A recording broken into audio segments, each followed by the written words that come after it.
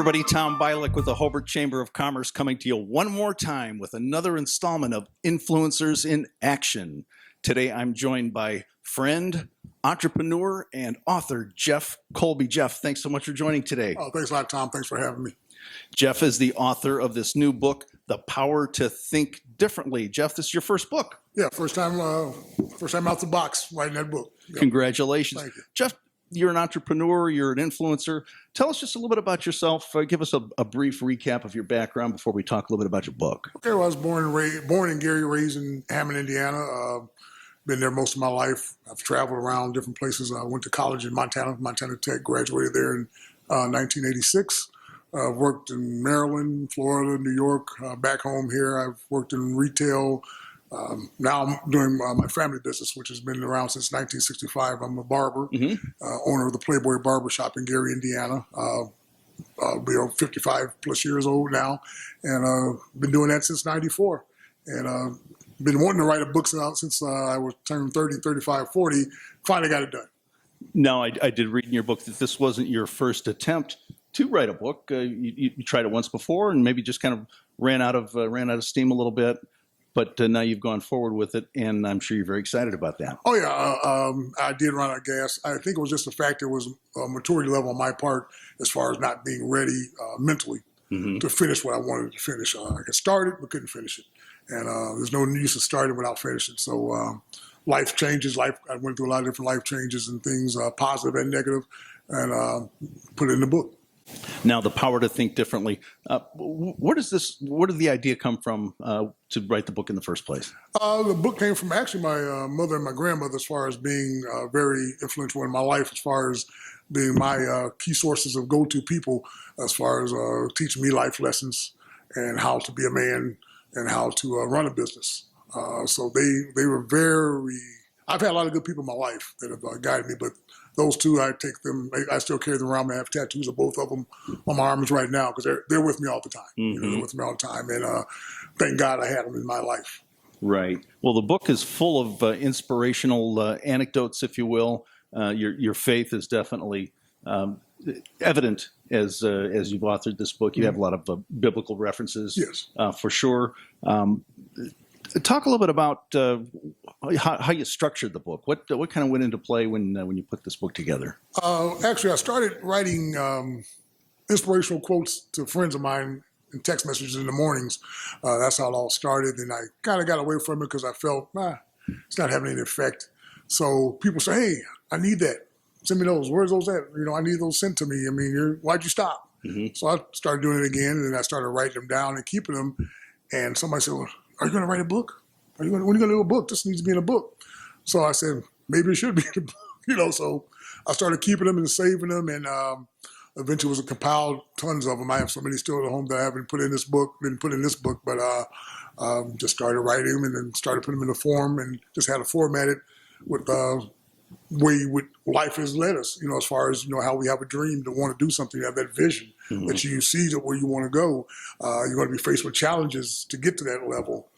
There's going to be storms. You're going to have your ups, your downs. You're going to fall down. You have to get back up. And then you find out how to win, and then you get your victories and you just keep going from there. I mean, because everything is different levels. You have to seek that level. And once you hit that level, you can't stand there. You got to keep going because there's more for you to do. That's like a mountain climber sees one mountain he climbs and he looks for K2. He's going to go after K2 next, and then he's going to go for, whatever he can get to. And that's just life. That's just how life is. You just can't stop. And you can smell the roses, but don't let the grass grow under your feet. You got to keep moving, Now, before we came on, we were talking a little bit about some teachers. You and I went to the same high school together. Yeah, we're Wildcats. You're obviously much older than I. No, you're not. Got a couple of years on Jeff. But we were talking about some of our teachers and coaches and some of their leadership style or even lack thereof. What's important to you when it comes to leadership? How do you view yourself as a leader, and what do you think is important from other leaders? That's a good question because my leadership style comes from men and the women who have coached me and I've worked with, as far as giving me inspiration, as far as when I didn't feel I could do something, I've got people in my life that would say, "Hey man, just keep working, it's going to get better." And that's might have been my motif for my whole life. I keep working till I get better. And I'll tell anybody that, because I also am over the Hammond Alum Cats. It's a group we do over in Hammond. We do scholarship fundraising there. And people will say, hey, man, this is something great you did. You did this. It's not me. It's a committee. I'm just happen to be the president of this committee, but there's a group of us. We all put work in on this. It's not, oh, no, but you're the leader. No, I might be the guy you see as president, but I'm not doing this by myself. I couldn't do it by myself. I'm not that arrogant enough to think that I could. I wouldn't even want to try because it's just too much.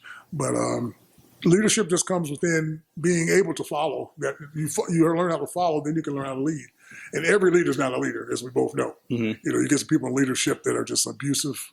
They take advantage of situations and people, and they're just not a good quality leader. And a leader has to show some humility. You have to be humble. You have to be able to listen more than you talk. That's why God gave you 2 ears and 1 mouth, so you can listen twice as much as you talk, and just learn how to be a good person. And then people will follow you. Everybody's not going to follow you, but people will follow you. Now, you mentioned something about a second book that is forthcoming. Yeah, I'm working on that one now. I'm trying to get this one on the Power to Think Differently on ebook format. I'm working on that now. So I'm starting at the beginning, the fledglings of the second book. So I've got it kind of lined up how I'm going to do it. And I've got about 2 or 3 chapters written. I'm still altering and changing and adding. So it's a work in progress as well, just like everything else, Now, fast forward 25, 30 years. What do you want your legacy to read? How do you want to be remembered, Jeff? Well, I want to be remembered as a guy who gave it all, try to help people get better for themselves, and did all I could for other people as well as myself, because everybody can win, everybody can have successes. It doesn't have to be always about, oh, there's a winner and there's a defined loser. No, it doesn't have to be losers, because success is determined on what you want and what you want, and you have to see yourself winning in order to try and even win. You just can't beat yourself up, and you can't let other people beat you up as well. So my legacy is something that's just going to go forward. I'm proud of the fact that I'm able to continue my mother and my grandmother's legacy with the barbershop in the business, and I just want my son grooming him to take over after I leave, whenever I want to step away. My true passion is continue writing, and I want to get into public speaking and some motivational speaking as well, because I'm kind of ready to do a little something besides pick up those clippers every day, Absolutely. Well, you write, if I win, you win, and if you win, we all win. Yes. And I think that's just an indication of your leadership style. Okay. Thank you. Jeff, if someone wants more information about the power to think differently, maybe obtaining a book, how do they go about doing that? You can reach out to me on Facebook. I have my page is Jeffery L. Colby. On Facebook. I also have a Instagram page It's jcolby70, a.k.a. the Wise Owl. And you can reach me on my email address, which is jeffrey.colby@yahoo.com. He's Jeff Colby, entrepreneur, author, and friend. Jeff, thanks so much for coming in today. Tom. Really appreciate it. Appreciate it, man. I'm Tom Bialik with the Hobart Chamber of Commerce. We look forward to seeing you again on another episode of Influencers in Action. See you next time.